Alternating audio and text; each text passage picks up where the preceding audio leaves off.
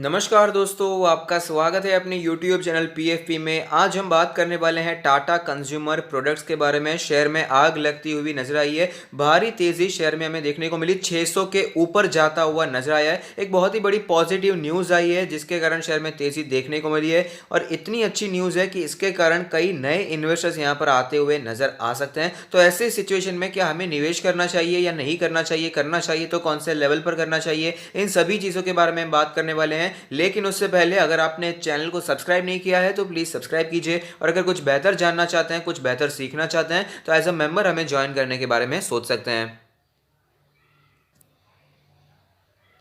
News आपके सामने है। Tata consumer may be included in the upcoming semi annual review for the rebalancing of the Nifty index at Edelweiss alternative research. तो of course अगर कोई भी share में ऐसी न्यूज आती है कि वो निफ्टी 50 का हिस्सा बन सकती है तो यहाँ पर तेजी तो आना तय है। The index is reviewed every 6 months and 4 weeks notice is given to market before making changes to the index set. तो यहाँ पर कब हो गए चेंजेस? ये तो index changes are likely to be announced by second half of February 2021 and same should take effect on March 26, 2021 said Edelweiss। तो एडलविस का मानना है कि टाटा कंज्यूमर निफ्टी का हिस्सा बन सकता है और ये होने में अगर ये तय हो जाता है तो मार्च 26, 2021 तक ये हमें चेंज इफेक्ट में आता हुआ नजर भी आ सकता है।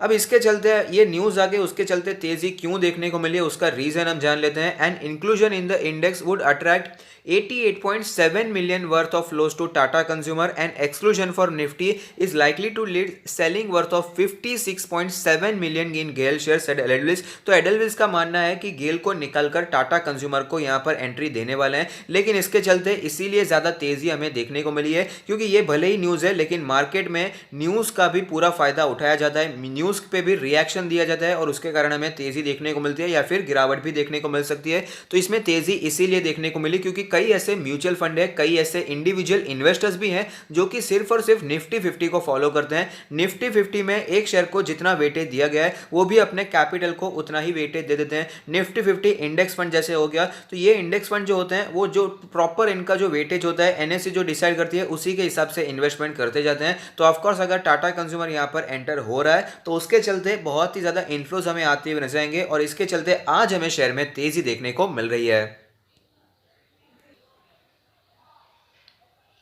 तो आप देख सकते हैं टाटा कंज्यूमर एक लार्ज कैप कंपनी है जिसकी मार्केट कैप 53,000 करोड़ के आसपास है। लास्ट ट्रेड प्राइस है 605 रुपीज़ जो कि 5% ऊपर दिखाई दिया और डे का हाई बना था उसी के आसपास क्लोजिंग भी देखने को मिली है। रिटर्न्स के प्रोफाइल के बारे में बात करें तो एक हफ्ते में फ्लैट रिटर्न्स हैं, एक महीने के बारे में बात करें तो 10% तेजी दिखा चुका है, एक साल के बारे में बात करें तो 83% के पॉजिटिव रिटर्न स्टॉक ने बनाकर दिए हैं। 5 साल लॉन्ग टर्म के बारे में बात करें तो आप देख पाएंगे 300% के शानदार हमें यहां पर दिखाई दे रहे हैं।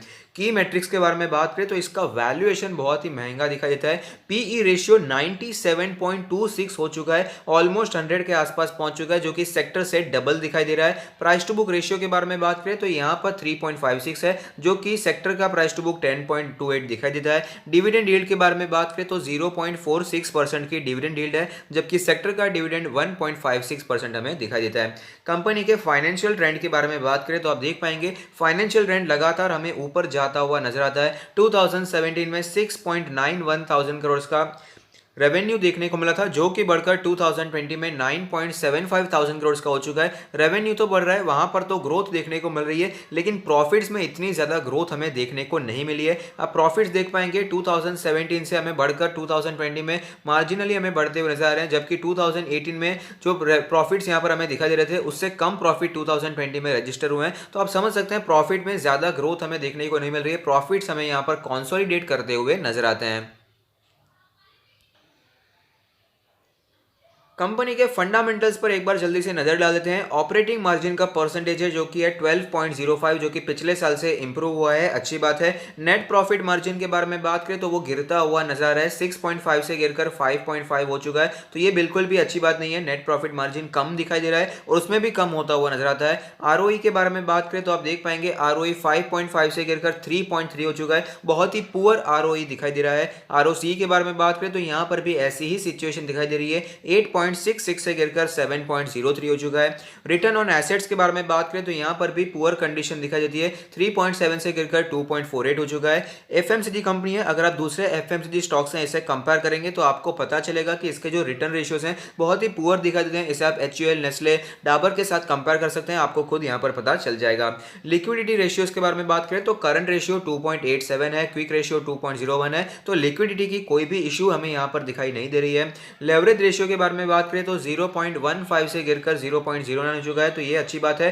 कंपनी पर कर्जा यहाँ पर ज्यादा बिल्कुल भी नहीं है। इंटरेस्ट कवरेज रेशियो 14.92 दिखाई दे रहा है। एसेट टर्नओवर रेशियो भी गिरता हुआ नजर आता है, 66.29 से गिरकर 52 हो चुका है। इन्वेंट्री टर्नओवर रेशियो हालांकि सुधर चुका है, बहुत ही अच्छी बात है, 4.5 से सुधरकर 5.63 होता हुआ नजर आता है। तो ओवरऑल इसके फंडामेंटल्स के बारे में बात करें तो बहुत ही स्ट्रॉन्ग फंडामेंटल्स इसके दिखाई नहीं देते हैं। इसके जो रिटर्न रेशियोज हैं बहुत ही पुअर दिखाई दे रहे हैं। अगर आप इसे इसके कंपेयर कंपनीज के साथ कंपेयर करेंगे तो आपको पता चलेगा कि इसके पीयर एफएमसीजी कंपनीज बहुत ही ज्यादा अच्छा परफॉर्म करते हुए में नजर आती है। ये सारे रेशियोज क्या है, अगर आपको समझ में नहीं आ रहे हैं तो टेंशन लेने की बिल्कुल भी जरूरत नहीं है। आप फंडामेंटल एनालिसिस की सीरीज देख सकते हैं जिसका लिंक मैंने डिस्क्रिप्शन बॉक्स में दे दिया है।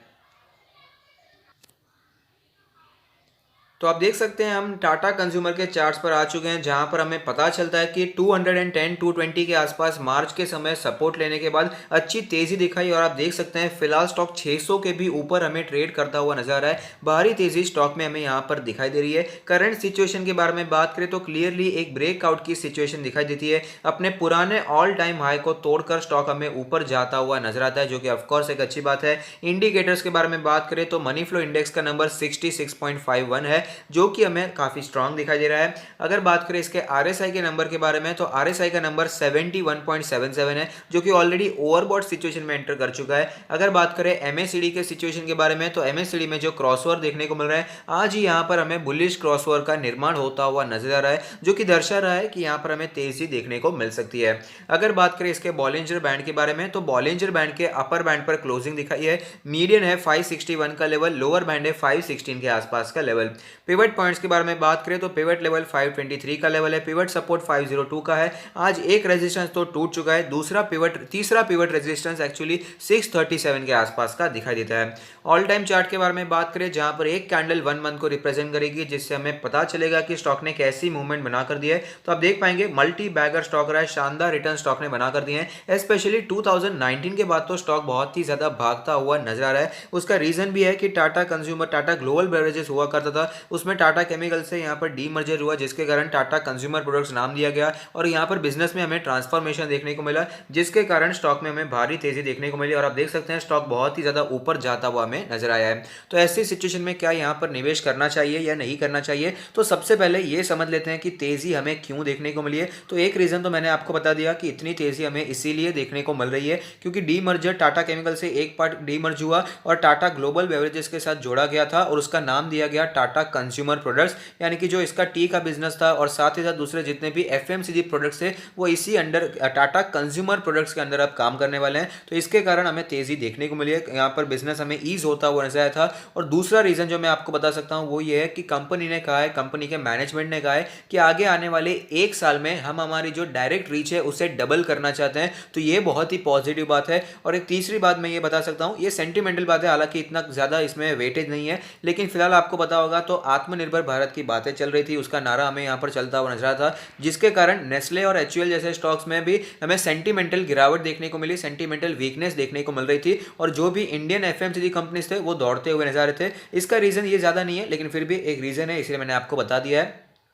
तो ये सारे रीजंस है जिसके कारण स्टॉक में हमें तेजी देखने को मिल रही है। लेकिन मेरा मानना है स्टॉक का जो वैल्यूएशन है बहुत ही ज्यादा महंगा हो चुका है। इसकी जो पीयर कंपनीज जो कि वेल एस्टैब्लिश्ड है, जो कि फंडामेंटली टाटा कंज्यूमर से कहीं ज्यादा बेहतर है, ये मैं अपनी तरफ से नहीं बता रहा, आप खुद भी इसे एनालाइज कर सकते हैं और आप खुद भी देख सकते हैं। एचयूएल के साथ, नेस्ले के साथ, जो कि वैल्यूएशन के बेसिस पे बहुत ही महंगे दिखाई देती है, लेकिन उनके फंडामेंटल्स अगर आप कंपेयर करेंगे तो आपको पता चलेगा वास्ट डिफरेंस है नेस्ले, एचयूएल और टाटा कंज्यूमर में। तो आपको पता चल जाएगा कि फंडामेंटल्स में वास्ट डिफरेंस होने के बावजूद टाटा कंज्यूमर का वैल्यूएशन उन स्टॉक से हमें महंगा होता हुआ नजर आता है। तो वैल्यूएशन एक बहुत ही बड़ा कंसर्न बना हुआ है, 100 के आसपास का पी चल रहा है, जो कि बहुत ही ज़्यादा ओवर वैल्यूड हमें यहाँ पर दिखा देता है। और दूसरी बात जो मैं आपको बता सकता हूँ कि टाटा मोटर्स में जैसी सिचुएशन देखने को मिली है, वैसी सेम सिचुएशन यहाँ पर भी हमें देखने को मिल रही है। करंटली अगर बात करें तो टाटा कंज्यूमर या टाटा मोटर्स दोनों में फंडामेंटल्स इतने स्ट्रांग नहीं है, लेकिन उनके जो मैनेजमेंट है वो बहुत ही रिस्पेक्टेड है। टाटास का नाम जुड़ा हुआ है। ऑफकोर्स अगर कोई बड़ी कंपनी का मैनेजमेंट कुछ बताता है तो लोग उस पर विश्वास करते हैं और उसके हिसाब से रिएक्शन हमें देखने को मिलता है।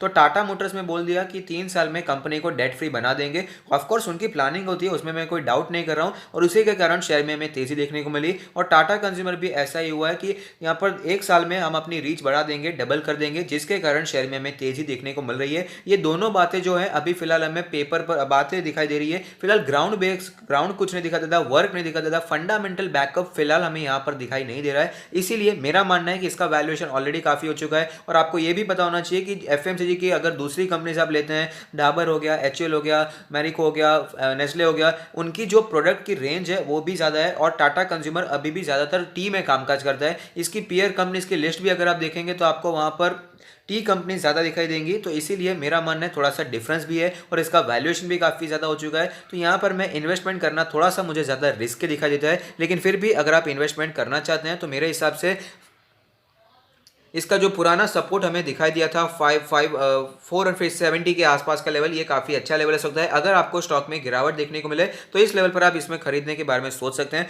वरना इससे आप अगर अवॉइड करेंगे तो भी कोई प्रॉब्लम मुझे दिखाई नहीं दे रही है। लेकिन अगर आपने नीचे निवेश करके रखा है तो कंटिन्यू होल्डिंग कीजिए, क्योंकि आपका रिस्क बहुत ही कम है। वैल्यूएशन का कंसर्न आपको फेस नहीं करना होगा, लेकिन फिलहाल वैल्यूएशन सबसे बड़ा कंसर्न है। एटलीस्ट मेरा कंसर्न है। आपकी क्या राय है आप मुझे कमेंट बॉक्स में बता सकते हैं। तो अगर आपको वीडियो पसंद आता है तो लाइक कीजिए, शेयर कीजिए, कमेंट कीजिए, सब्सक्राइब कीजिए और मुझे मोटिवेट कीजिए। Thank you. Stay happy, happy investing.